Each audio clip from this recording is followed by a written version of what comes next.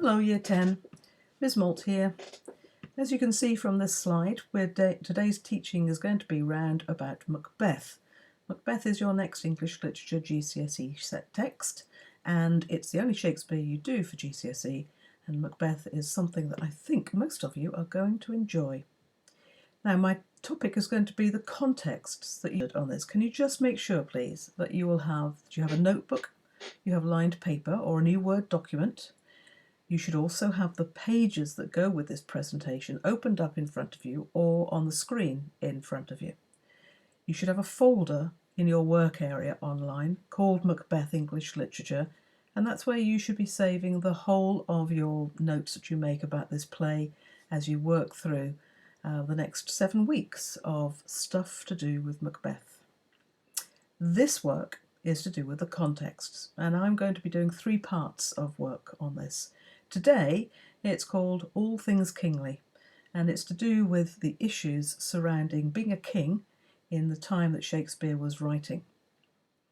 Now, any time you can pause and listen again, or pause and make the notes that you need, or just stop for a moment and fill in the right section on the sheets that I've provided for you. So make sure you've got everything that you might need around you now, and you're ready to focus on what it is we're going to be finding out about. Okay, on we go. All things kingly. So as we go through these slides, pause when you need to have time to make notes.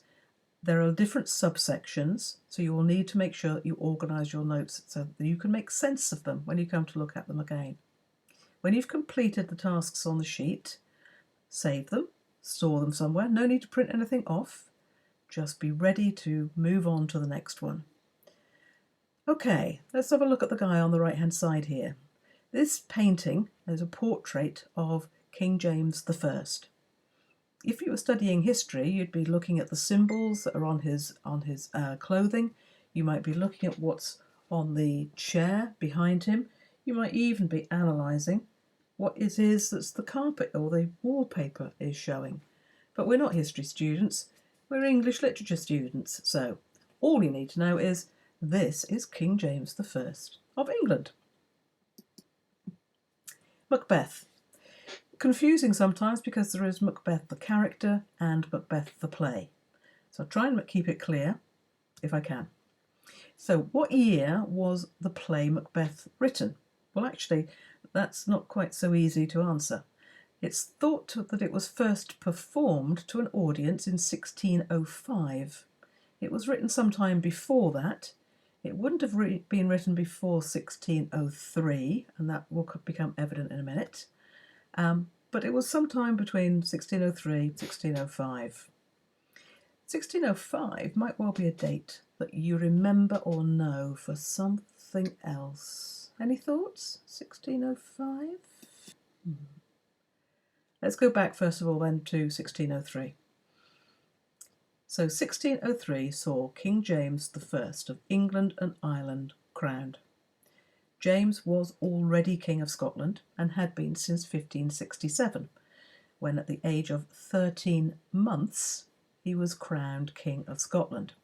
Anyway, in 1603 he became the King of England, and this was following the death of Queen Elizabeth I. Now, he followed on from Queen Elizabeth because Elizabeth had no children. She had no heirs to the throne. And so James was the next best thing, really. He was a distant cousin of Queen Elizabeth, but it was a distant cousin, and James I was always really anxious about possible rebellions against him, as he knew that he wasn't really the right king. He wasn't actually the next in line to the throne, and he thought that people might actually be out to change who was king. James I wasn't very popular. This was partly because Queen Elizabeth had actually been very popular, and people felt that they had had a good life under Queen Elizabeth, and things were looking a little tighter, a little bit more austere under James I. In this play, Macbeth, Shakespeare seems to be trying to make him appear to be more legitimate in his status as King of England. This is partly done through the character of Banquo. Banquo as a character is based on a real relative, an ancestor of James, and the importance of this will come out when you read the play. Okay, you might need to make some notes, fill in some of the things on your context sheet. When you're ready, remember you can just unpause and off you go. So I suggest you pause now and just fill in the bits that you need. 1605. I said that it was quite an interesting year. Anyone know what happened then? The thing I'm thinking about is the Gunpowder Plot.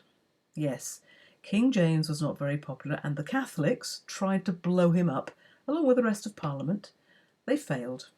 They were found before they managed to do the deed, and we still celebrate that failure, that glorious failure today on every November the 5th with our bonfire and our fireworks and all of that paraphernalia that goes with it. Now, the chances are that you know something else about the Gunpowder Plot. So if you do, jot things down. If you don't, you could try to fill in what you don't know at some other point. So for now, again, make some notes, fill in the context sheet. When you're ready to move on, move on.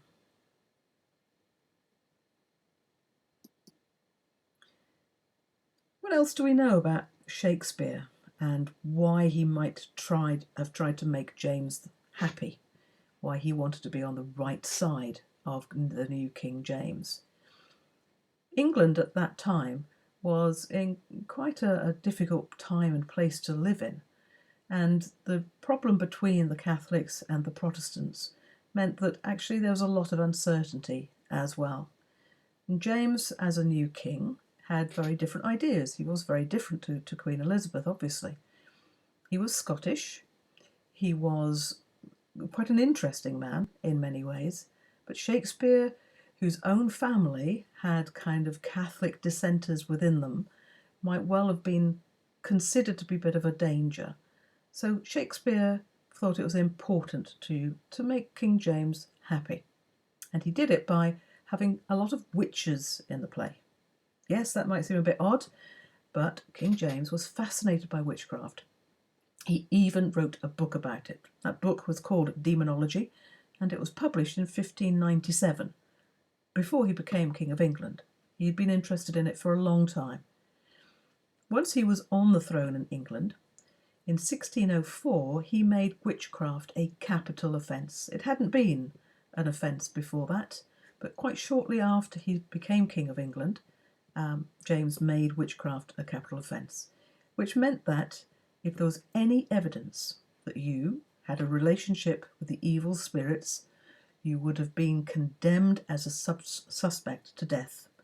And in those days, there were different ways of killing you, but basically none of them were rather very nice. Hanging, burning, or drowning.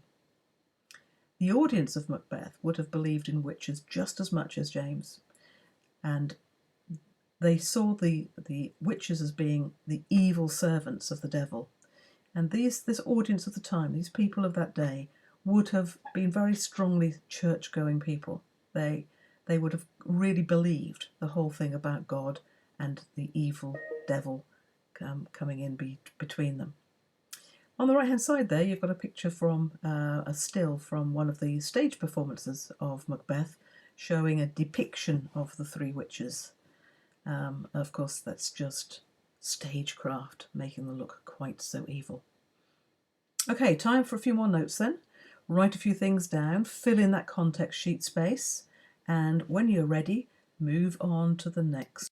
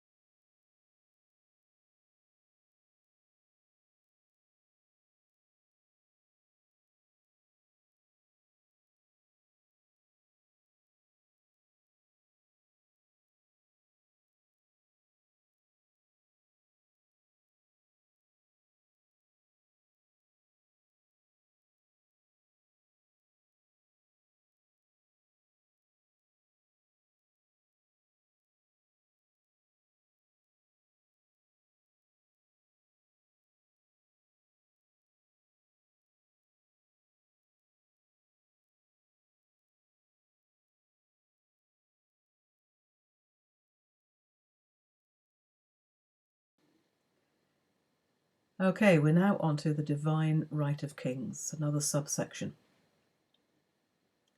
The king or queen in Shakespeare's time considered to be a step down from God. It was believed that God spoke to the monarch. The monarch, the king, was the leader, but also the monarch was the protector of the people, rather like the father, or in Elizabeth's case, the mother. And so their role was also to look after subjects, the people who lived in the country. And because of this link with God, they were also the route to heaven. So the message was very simple, really. If you love and obey your monarch, your king, you will go to heaven. However, if you defy or betray your monarch, which is called treason, write it down, or you kill a king, which is called regicide, write it down, and you are therefore effectively killing a god because of this link between God and the king. And because of that, you will go to hell. So, the king or the queen have this God-given right to rule, and rebellion against them is a sin and answerable by death. Many things were. Macbeth in the play murders the monarch, and in the play he therefore can't be allowed to get away with that. So Macbeth has to die. He has to be punished for his sin of murdering the monarch, and that is called regicide, if you remember. So in Scotland, the Scots textbooks on the subject of the divine right of kings were written in 1597 and 1598, and they were written by King James VI of Scotland. We know him better as King James I of England, so no wonder Shakespeare had to be a bit careful about this. So once again, make your notes, write a few things down, and move on to the next slide when you are ready.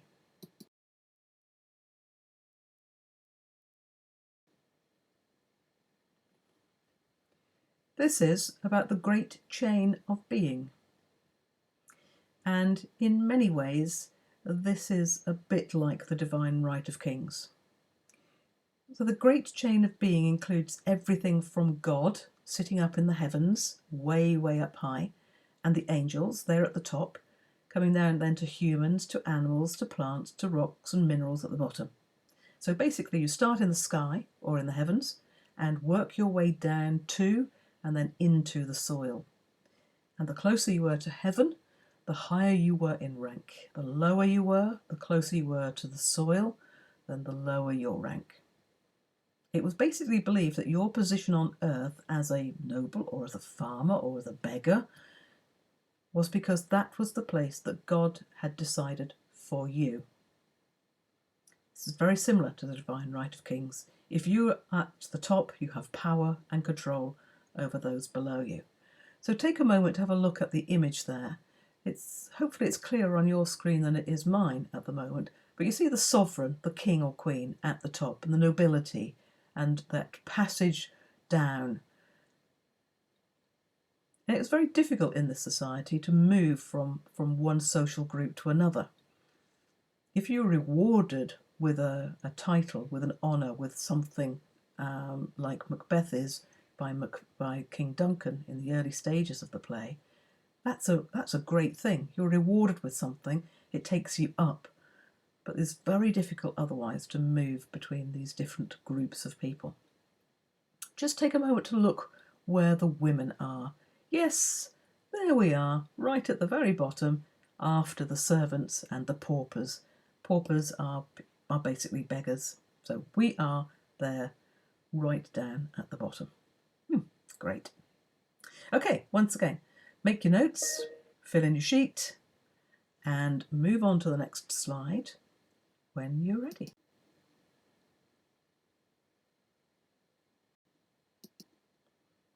Okay, so putting things together a bit then, all things kingly. You've now got details about the nature of being a king in the 1600s. In the play of Macbeth, we are actually presented with three different kings. We first of all have King Duncan, followed by King Macbeth, and at the end we see the the replacement king for Macbeth. There is another king who's commented on and implied, that's the King of England, but we never actually see the King of England as a character. However, we've got all these kings. The whole play is about who's king. Duncan first of all, then Macbeth, and then the rightful king is put back on the throne at the end, and that is Malcolm. So kingship was a very important issue. Okay. Now, as an extension topic, some of you may want to find out a little bit more, and there is one more slide that you could go on to. If, however, you feel you've had enough to remember already, then close this down for now. Close it down, but remember, you need to check your notes. You need to make sure that you are learning some of these details, because you will need them when you come to look at the play in the following weeks. All right, extension people then. Let's go on to the next and last topic, and that is Niccolo Machiavelli. Who? Absolutely, precisely. In 1532, Machiavelli wrote The Prince. It was written for rulers and gave advice to princes, basically about how to stay in power. Take a look at the cover of the book on the right-hand side there, and in it that you can see there's a large hand, which is the prince's hand, and in his hand he has all of his subjects. He is in control of all of his subjects. He has the ability to protect them and the ability to crush them. And so that's quite a nice symbol for the way power is seen in this particular book. So, what do you think the prince can teach us about power? Well, take a look at this quote. This is my favourite quote from this particular text. He says, "Since love and fear can hardly exist together, if we must choose between them, it is far safer to be feared than loved." What do you think Machiavelli meant by that? Let's take that for the last bit. Far safer to be feared than loved. If people like you, they take liberties. They don't perhaps show the same respect, the same deference, as if they were afraid of you. If you're afraid of someone, you make sure you keep on their good side. You make sure you do as you're told. You make sure that you obey. Whereas when you feel that you've got an extra special relationship with someone, that you are not just physically loved, but if someone is a friend, then that's a little bit more dangerous if you are the one who's trying to control them. So what kind of kingship do you think that particular quote is suggesting? Another piece of advice Machiavelli gave was to not rely on friendship and don't owe anything to anyone. Again, friendship. People who think that they have a special deal with you because you're friends. So again, like the people that might love you, like you, the relationship is very different. And Machiavelli is saying that that's not the good one. That's not how you be successful as a king, as a prince. And this thing about don't owe anything to anyone. If someone's helped you out and done something to make life better for you, at some point or other, they're going to want a reward. They're going to have an expectation of some sort of payback. And Machiavelli here is actually saying, and he does say it, that it's better to kill them off, or they're just going to come back for more. And so really, you've got to make sure if someone helps you, get shot of them as quickly as you can. A leader, or a king, or whoever, who follows these ideas is called Machiavellian. And that's a word that some of you will be able to use quite often, I think, when we look at the kings and the way that they control their country in the play. Okay, so just like with the others, finish making your notes from this, put them safely somewhere, start to learn those key words and what they actually mean, and when we come down to look at some of the textual pieces, hopefully they'll enable you to see what the meaning is on a different level. Thank you very much for listening, and good luck with the next one when we come to that.